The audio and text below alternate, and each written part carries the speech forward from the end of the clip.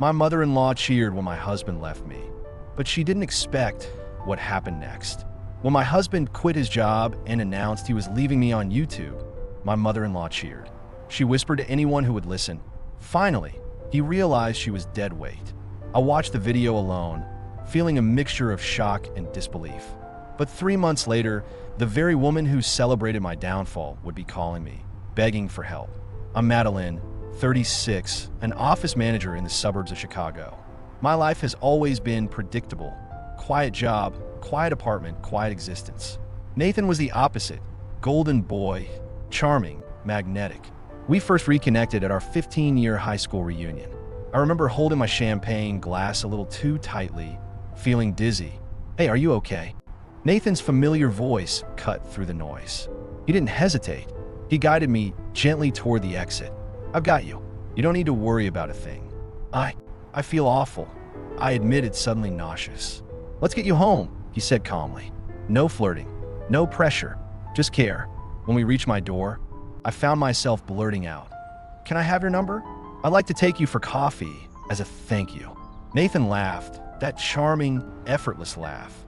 "Sure, I'll let you buy me a cappuccino." A few days later, we met. Conversation flowed like no time had passed. He told me about his tech firm job downtown. I talked about my office at the factory. By the end of that coffee, I felt as if we had never been apart. Dating Nathan felt like floating in a dream. Smooth, calculated, always one step ahead. Part of me wondered if he'd had practice with other women, but I ignored it. I was swept away. 2 years later, we married.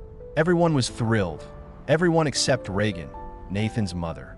"Always my little prince," she would mutter when I was around. I laughed it off at first, thinking she was joking. But she wasn't.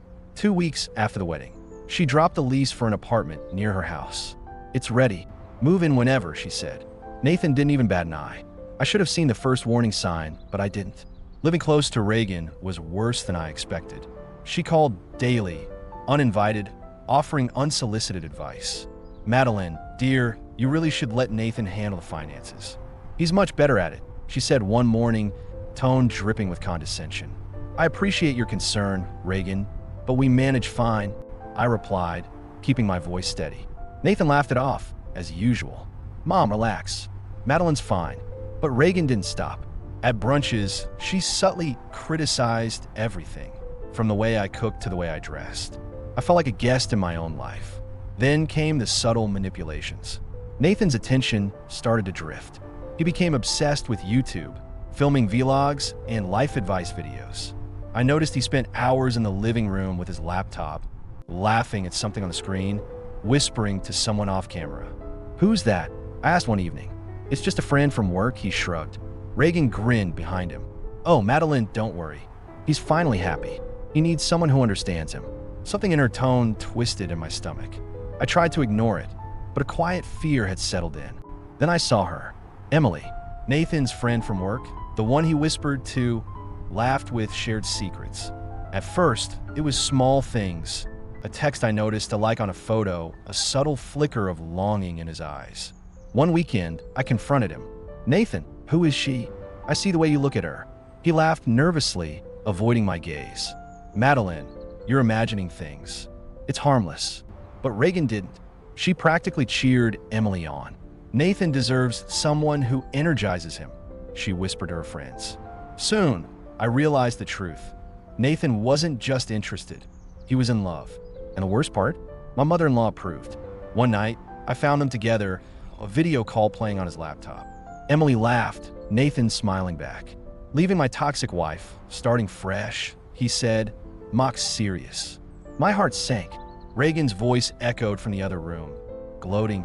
"Finally, he realized you were dead weight." It wasn't enough that Nathan left me privately. No, he did it on YouTube. I sat in my apartment, staring at the screen. His video title mocked me, and Emily waved happily beside him. Comments poured in, half supportive of him, half cruel to me. My phone rang. It was Reagan. "Madeline, isn't it wonderful? He finally chose happiness," she gushed. I was trembling. You cheer this? You help him do this?" "Oh, sweetie, it's for the best. You didn't understand him anyway," she replied, light as air. I hung up, furious. How could the woman who birthed him, who once whispered love in his ear, be celebrating my destruction. For 3 months, I didn't speak to Nathan. I barely left my apartment, but the calls kept coming from Reagan. And then, one night, everything changed. The phone rang. I didn't recognize the number. Madeline, it's Reagan, she said, voice trembling. Please help. Nathan, he's in trouble. I froze. My heart pounded. I'm not helping him. He left me. Please, she whispered. I didn't think it would get this bad. I hesitated, torn between fury and curiosity. Nathan's videos had gone viral. He'd left his job, invested all their savings, and now he was broke. Emily had vanished, leaving him alone. Why are you calling me? I demanded. I was wrong. He's in over his head. You're the only one who can fix this, she admitted. The smug, triumphant woman I knew was gone. Now she sounded scared, terrified. I met Nathan at a small cafe, keeping my distance. He looked tired, thinner than I remembered, desperate. I messed up, he said, avoiding my gaze. I should never have left you. I let him stew in guilt for a moment. 3 months, I said slowly. 3 months of humiliation, Nathan. And your mother, she cheered it. He flinched. I know. I was stupid. I was influenced. I sighed, looking at him. You wanted freedom. You wanted excitement. But you forgot stability and love. And Reagan, she's not the ally you think. He nodded miserably. I realized then that I had power, not over him, but over the chaos he'd created. You want help? Fine, I said. But you listen, you follow my rules. No YouTube, no lies. And your mother? She's going to stay out of our lives. Nathan agreed immediately, relief flooding his features. Reagan, of course, tried to intervene, but I held firm. For the first time, she couldn't manipulate us. 3 months later, Nathan had a steady job again, humbled, changed. Reagan called me, voice trembling. Madeline, thank you, she whispered. I was wrong. Please forgive me. I smiled softly, knowing some things would never be forgotten, but some lessons had to be learned the hard way. Sometimes, the person you least expect to beg for help is the one who finally teaches you your worth.